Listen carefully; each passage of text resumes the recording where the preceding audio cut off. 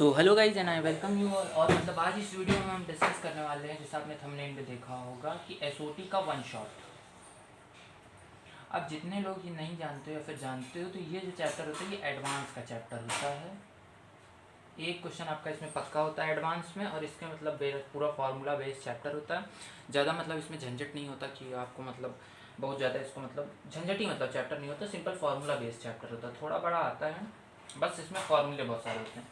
तो इसका one shot cover करते हैं। देखो सबसे पहले तो मतलब एसओटी में आपको साइन रूल देखने को मिलता है। देखो अगर आप पूरा पढ़ना चाहते हो तो मतलब आप बाकी वीडियोस को रिफ़र करो। आप मतलब खाली अगर मतलब केवल सिंपल वन शॉट में देखना चाहते हो सारा, तो इसको रिफ़र करो, ठीक है। तो देखो सबसे पहले इसमें आपके पास साइन रूल आता है। साइन रूल जो होता है वो हमारा ये होता है कि साइन ए अपॉन ए, ये तो पता होगा ना कि ए बी सी जो होती है साइड्स ऑफ ट्राइंगल होती हैं, एंगल के अपोजिट यानी जस्ट सामने वाली साइड। साइन ए बराबर ये, साइन बी बराबर साइन सी बराबर सी बराबर सम कांस्टेंट के, ये हमारा साइन रूल होता है। उसके बाद हमारे पास कॉस रूल आता है। जब कॉस रूल क्या होता है, जैसे आप कॉस ए निकाल रहे हो, मतलब मैं एक का लिख रहा हूँ, आप बाकी का ऐसे ही एनालॉगी से निकाल सकते हो। तो कॉस ए जो होता है वो ये होता है हमारा बी स्क्वायर प्लस सी स्क्वायर माइनस ए स्क्वायर अपॉन 2bc। इसी तरह आप बी और सी का भी निकाल सकते हो, कॉस बी और कॉस सी। उसके बाद मतलब हमारे पास प्रोजेक्शन फॉर्मूले भी होते हैं। जैसे हम किसी साइड ए को लिखना चाहते हैं तो हम कैसे लिख सकते हैं, हम लिख सकते हैं बी कॉस सी प्लस सी कॉस बी, इस तरह हम लिख सकते हैं साइड को। ये हमारा प्रोजेक्शन फॉर्मूले होते हैं।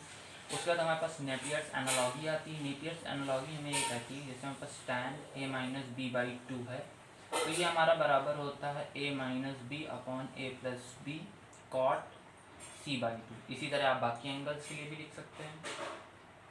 उसके बाद मतलब हमारे पास इसमें आते हैं कई सारे और साफ एंगल फॉर्मूले। अच्छा एक और चीज़ देख लो, यहाँ जो कांस्टेंट के होता है मैं यही बता दे रहा हूँ, ये 2r के बराबर होता है, और जो r होता है वो हमारा सर्कम रेडियस होता है, ठीक है। और r के 2-3 और फॉर्मूले होते हैं, वो मैं अभी आपको मतलब आगे चलते चलते बताऊंगा। जैसे हमारे पास एक फार्मूला होता है डेल्टा बराबर A B C upon 4r, ये एक फार्मूला होता है। यहाँ पे डेल्टा जो होता है वो हमारा मतलब एरिया होता है ट्राइंगल का, ये एरिया ऑफ ट्राइंगल। अब एरिया ऑफ ट्राइंगल के भी कई फॉर्मूले होते हैं, जैसे ये हेरॉन्स फार्मूला। सबसे पहले S minus A S minus B S minus C, ये एक फार्मूला होता है। और ये जो एस होता है ये होता है A plus B plus C by 2। और भी कई सारे फार्मूले होते हैं, लेकिन उससे पहले हमारे पास हाफ एंगल फार्मूले होते हैं। हाफ एंगल फार्मूले क्या कहते हैं, जैसे हमारे पास होता है, जैसे हमारे पास कहीं लिखा है साइन ए बाई 2, ठीक है, तो उसको ऐसे लिखा जाता है एस एस एस वही है ये वाला, S minus B S minus C upon क्या होता है S minus B S minus C upon B C. हाँ इसमें बी सी होता है, कॉस में बदलता है। उसी तरह आप मतलब कॉस का भी लिख सकते हो, कॉस ए बाई 2 जैसे लिख रहे हो तो उसका होता है एस एस माइनस ए अपॉन बी सी। अब इन दोनों को डिवाइड कर दो तो आपको tan का मिल जाएगा। tan ए बाई 2 होता है आपका अंडर रूट में एस एस माइनस बी ऐसे, फिर होता है S minus C upon S S minus ए। और कॉट का निकालना है तो इसको पलट दो, ठीक है। इसी तरह मतलब साइक्लिक ऑर्डर चलता है, आप मतलब बाकी एंगल्स का भी लिख सकते हो, और लिख के देखो तो वो उससे मतलब आपकी प्रैक्टिस ही होगी ज़्यादा। ओके देखो पूरा फ्रेम में आ रहा है, हाँ पूरा फ्रेम में आ रहा है। तो ये मतलब हमारे बेसिक फार्मूले होते हैं।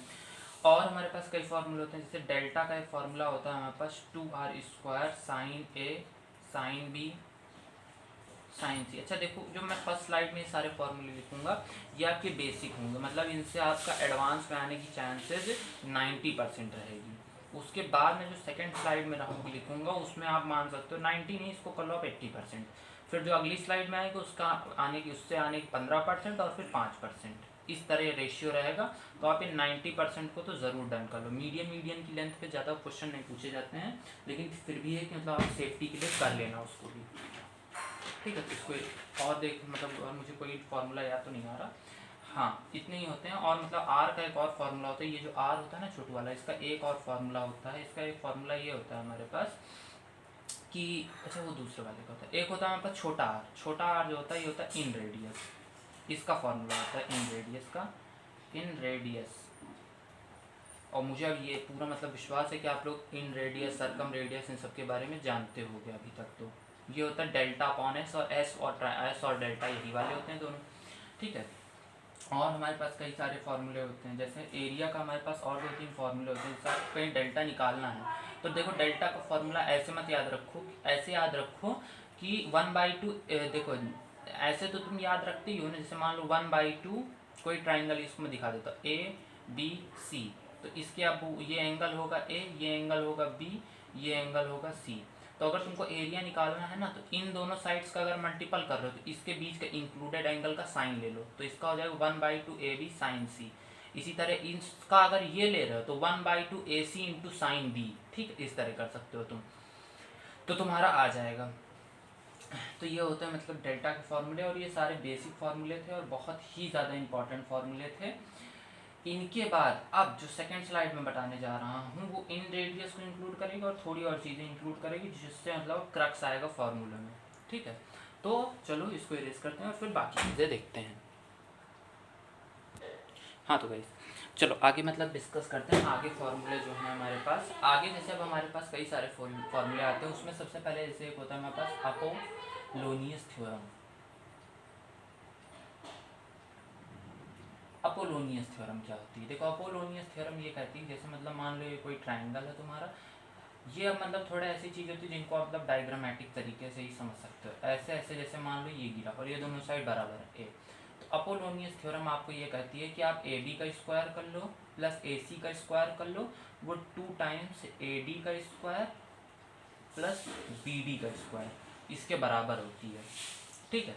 अब देखो ये सब मत कहना कि ये कैसे होती है, क्यों होती है। यहाँ पे जैसे बी डी है, यहाँ बी डी, और ये देखो बी डी बराबर डी सी है ना, तो यहाँ पे डी सी भी लिख सकते हो, ध्यान दो, तो डी सी के स्क्वायर के बराबर, तो मतलब कंफ्यूज मत होना। अब और चीज़ें जैसे हमारे पास लेंथ ऑफ एंगल बाइसेक्टर अगर निकालनी है, देखो जो शुरू में बता दिए ना मैंने फॉर्मूले, वो तुम्हारे 90% सवाल उसी से बन जाएंगे।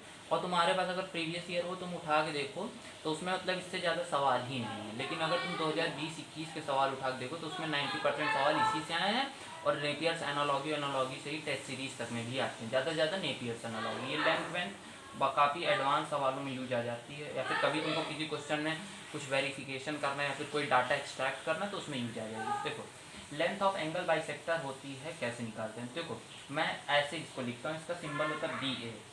बी ए का मतलब होता है कि अगर कोई ट्राइंगल है तो तुम्हारा मतलब इस एंगल से खींचा हुआ बाइसेक्टर, एंगल बाइसेक्टर, ठीक है। ये तो इस वाले एंगल बाइसेक्टर की लेंथ जो होती है उसको तुम कैसे निकाल सकते हो, 2BC cos A/2 upon B plus सी।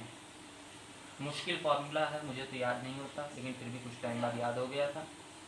देखो अगर याद करने का तरीका बताऊं तो ऐसे देख सकते हो कि जैसे अगर तुम ट्राइंगल को ध्यान दो तो ट्राइंगल कैसा होता है, ए बी सी, तो समझो यहाँ पे एक छोटू आदमी बैठा है, छोटू, ठीक है, उसके हाथ में धनुष बाण है ऐसे वाला, उसने सीधा हमारा धनुष बाण ये चीर के निकल गया, ठीक है। तो अब धनुष बाण जब तुम ऊपर से मारोगे तो तुम ये तो बाइसेक्ट करते हुए ही मारोगे, तिरछा तो मारोगे नहीं कि धनुष बाण तुम मतलब बाइसेक्ट ना करता हुआ मारो।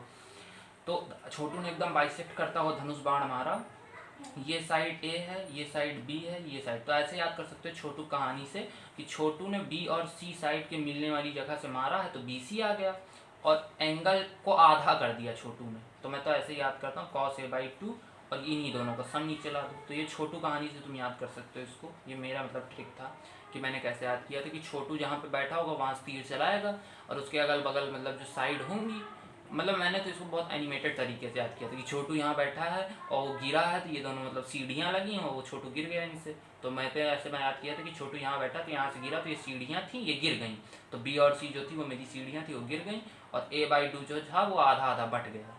तो ये मेरा ऊपर का टर्म मुझे याद हो गया, नीचे फिर छोटू उठा और उसने दोनों सीढ़ियों को फिर जोड़ दिया, तो मैंने इस तरह याद किया था कहानी बना के। तुम लोग भी याद कर सकते हो ऐसे, अगर अच्छी लगे तो, नहीं सीधा ही याद कर सकते हो, ड्रामेबाजी लगे तो। देखो फिर उसके बाद होता है मीडियन, याद कर लेना यार, क्योंकि ये 15% सवालों में यही से यूज होता है। देखो मीडियन की लेंथ क्या होती है, अब देखो मैं यहाँ से मतलब ये अच्छा चलो अभी यही है, मीडियन की लेंथ तुम्हारी ये होती है, जैसे मान लो तुम MA कह रहे हो, मीडियन की लेंथ होती है, अगर ए से खींचा गया मीडियन है तो उसकी लेंथ क्या होती है, मतलब अगर ए से ही खींचा गया मीडियन है तो उसकी लेंथ होती है 1/2। इसकी तो मैंने कोई ट्रिक नहीं बनाई थी क्योंकि ये एक टाइम पे याद हो गया मुझे, वही कॉस रूल की तरह है और वेरिफिकेशन भी वहीं से आता है, ऐसे याद कर लो 1/2 है तो B² plus C², B² plus 2BC² minus A², ये लेंथ ऑफ मीडियन होती है।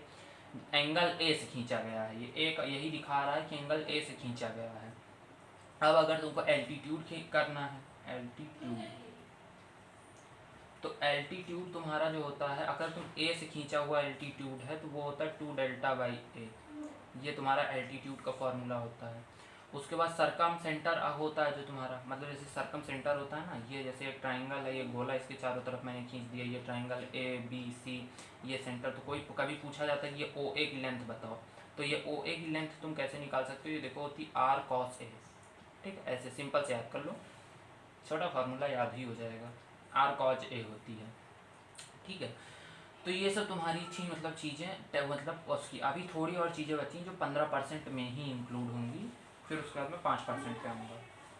मैं हर चैप्टर मतलब ऐसे ही कर दूंगा कि ये 15% है, ये मतलब 80% है, और उसके बाद फिर 15%, फिर 5%, और हर चैप्टर में ज़्यादा से ज़्यादा यही रहता है। तो जब ये एडवांस का मेन चैप्टर ही है तो ही इसमें जब ये, बाकी तो तुम सोच ही सकते हो। अब देखो कुछ और चीज़ें होती हैं जैसे जो इन रेडियस के ऊपर बात करते हैं, इन रेडियस।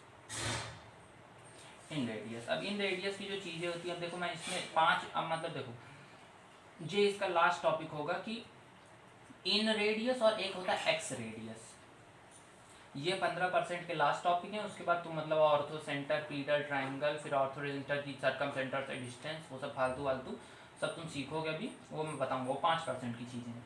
तो देखो सबसे पहले तुम्हारे पास आता है इन रेडियस। तो इन रेडियस होता है छोटे आर से डिनोट किया जाता है, उसको लिखा जाता है डेल्टा अपॉन एस, और कैसे लिख सकते हो, आर बराबर S minus A tan A by 2, ठीक, ये याद हो जाते हैं, सबको याद हो जाते हैं। फिर इसी को S minus B tan tan B by 2 भी लिख सकते हो, S minus C tan C by 2 भी लिख सकते हो। और कभी कभी यूज आ जाता है स्मॉल आर और कैपिटल आर में रिलेशन, तो ये होता है sine A by 2, sine B by 2, sine C by 2। तुम्हारे दिमाग में आ रहा है, फिर मैंने इधर ये एक्स रेडियस को लिखा क्योंकि दोनों एक ही जैसे होते हैं। आई होप तुम्हें एक्स रेडियस पता होगा, ठीक है।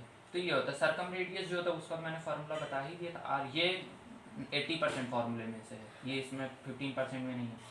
उसके बाद एक होती एम एन कॉट थ्योरम, एक होती एम एन कॉट थ्योरम, क्या कहती है देखो, ये भी इसमें आती, कभी कभी यूज आ जाती है। अच्छा रुको एक मिनट, मैं मार्कर रिफिल कर लूँ, डिग्री कहाँ गई,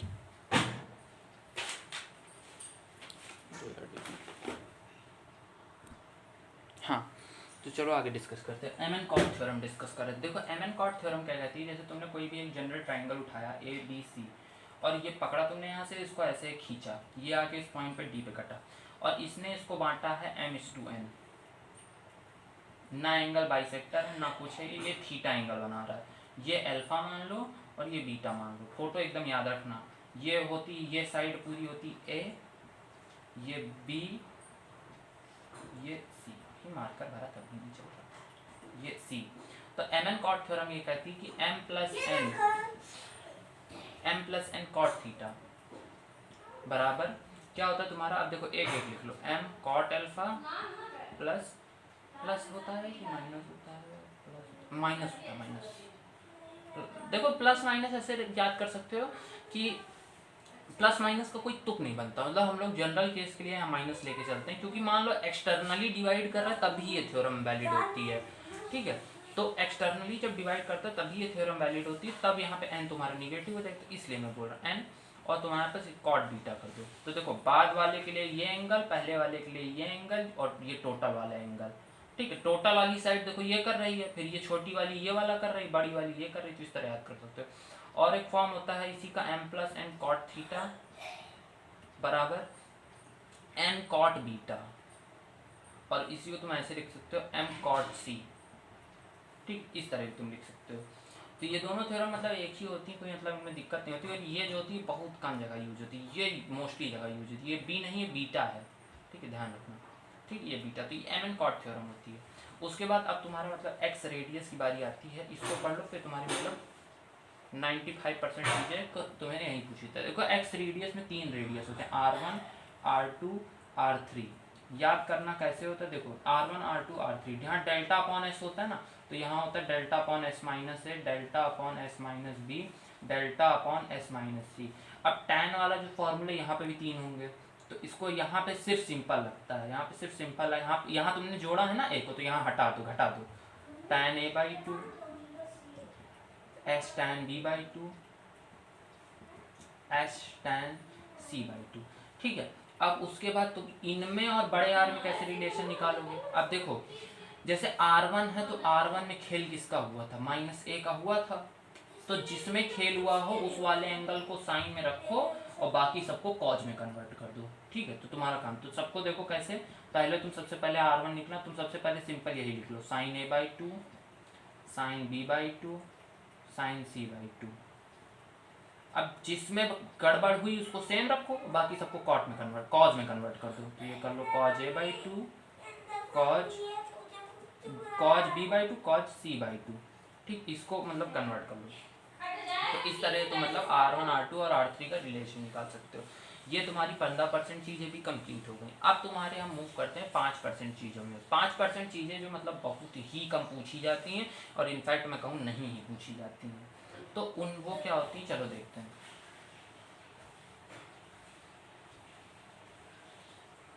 मतलब चाहो तो इस तरह मतलब शॉर्ट नोट्स भी अपने बना सकते हो मेरे लेक्चर्स को देखो। 15-16 मिनट से ज़्यादा क्या ही होंगे। तो देखो शॉर्ट नोट्स ये मतलब 15% चीज़ें होती हैं। अब 15% चीज़ें में आता सबसे पहले इन सेंटर, इन रेडियस में इन सेंटर। इन सेंटर होता है जैसे ये अंदर गोला बैठा है तो यहाँ पे ए है तो ये आई है, तो इसकी ये इससे ये दूरी जिस पीछे दिख रहा है ये दूरी जो है ये कैसे निकालते हैं? तो आई ए होता है तुम्हारा आर कॉसेक a/2, वो होता है आर कॉस a/2, यहाँ पे आर कॉसेक a/2। ठीक है, और तुम्हारे पास क्या होता है आई मतलब I1 निकाल सकते हो एक्स सेंटर, ए से उस वाले सेंटर की दूरी जो मतलब तुम्हारा जैसे तुमने अगर देखा हो कभी एक्स सेंटर बनाया हो तो ये जैसे तुम्हारा ए है तो इसको छूता हुआ जो एंगल होता है इसका ये होता है I1 और इसी का होता है ये R1। तो ये पूछा जाता है कि I1A, तो I1A होता है तुम्हारा होता है R1 cosec a/2। ठीक है, उसके बाद तुम्हारे पास ऑर्थो सेंटर होता है। ऑर्थो सेंटर की अगर तुम एक वर्टेक्स से दूरी निकालना तो होती 2r cos है, वही सर्कम सेंटर की दुगनी। और तुम कैसे निकाल सकते हो? या फिर तुम ये मतलब देखो ये होता है ना ऑर्थो सेंटर जो तुम्हारा होता है। ऑर्थो सेंटर अगर तुम्हें पता हो सारे एल्टीट्यूड्स का मिलन जहाँ पे होता है वहाँ पे तुम्हें ऑर्थो सेंटर मिलता है। ये जैसे है तो एक तो तुम्हारे पास ये H है, एक तो तुम्हारे पास HA हो गया, तो HA तो तुम्हारे पास ये हो गया, और एक तुम्हारे पास ये होता है H छोटा है। H छोटा है मतलब ये साइड से इसकी दूरी, तो ये तुम्हारे पास होती है। देखो ऐसे याद करो, यहाँ पे भी छोटू जी बैठे, छोटू जी ऊपर के लिए तीर चलाएंगे तो कॉस ये मिल जाएगा, और नीचे के लिए तीर चलाएंगे तो यहाँ पे बी बैठे यहाँ पे सी बैठे, बी और सी को लग जाएगा। तो ये होता है 2r cos b cos c। ठीक, उसके बाद एक तुम्हारे पास होता है जी ए यानी सेंट्रॉइड। सेंट्रॉइड का मतलब होता है, अब मैं जहाँ इस तरह ये होता है इस तरह लिखूँ और इस तरह लिखूँ दोनों में मतलब अब तुम समझ जाना। तो जी ए जो होता है देखो वैसे ही जैसे तुम वो निकाल रहे थे ना मीडियन लेंथ, मीडियन की लेंथ में यहाँ 1/2 होता है, इसमें 1/3 होता है, बाकी सब सेम रहता है 2b² + 2c² - a²। ठीक है, और इसका मतलब है कि तुम्हारी साइड से दूरी तो ये होती 2δ/3। ठीक, ये होती इतनी दूरी। उसके बाद तुम्हारे पास आता है orthocentre and pedal triangle. Pedal triangle ये होता है तुम्हारा, छोड़ मैं पीरियल ट्रायंगल नहीं समझा फिर बहुत बड़ा देखो। पीरियल ट्रायंगल कुछ होता है, अगर नहीं पढ़ा है तुमने तो उसका मतलब लेक्चर देखो जाके कहीं पे, फिर देखो इसको। तो पीरियल ट्रायंगल ये होता है कि तुम्हारा पीरियल ट्रायंगल ये होता है, अरे छोड़ो उसको, एंगल ये होते हैं angles of pedal triangle, angles of pedal triangle. अब पीरियल ट्रायंगल के एंगल्स क्या होते हैं? π-2a, π-2b, π-2c, ये होते तुम्हारे एंगल्स पीरियल ट्रायंगल की। उसकी साइड क्या होती है? a cos a बराबर r sin 2a। इस तरह तुम बाकी भी देख सकते हो, ये साइड्स होती हैं पीरियल ट्रायंगल की। ठीक है, इतनी चीज़ें तुमको मतलब ध्यान रखनी थी। तो ये तुम्हारे पास मतलब ऑल टोटल होता है, ये 5% चीज़ें होती हैं और ये ज़्यादा आता नहीं है। ये पीरियल ट्रायंगल थोड़ा थोड़ा पूछ लेता है कहीं कहीं, बाकी और तो चीज़ें कहीं जल्दी काम में आती नहीं है। तो एसओटी का वन शॉट मतलब यही था। आई होप मतलब तुमको मज़ा आई होगी। इसको 2x में देखो, एकदम मज़ा आ जाएगी तुमको। 2-3 बार 2x में देख लो, सारे फॉर्मूले एकदम चकाचक हो जाएंगे, कहीं दिक्कत फंसोगे नहीं। ठीक है, तो मैं कोनी के भी सारे जैसे जो जब जैसे पीएनसी वगैरह है थोड़े कॉन्सेप्चुअल चैप्टर होते हैं तो इनका फॉर्मूला अपलोड करने की कोई ज़रूरत ही नहीं पड़ती है। लेकिन वहीं तुम्हारे पास जैसे कोनिक हो गया, जैसे प्रोबेबिलिटी का कोई मतलब ही नहीं फॉर्मूला अपलोड करने का, लेकिन कोनिक में कई फॉर्मूला तो उनका मतलब मैं करूँगा upload. So thank you for now.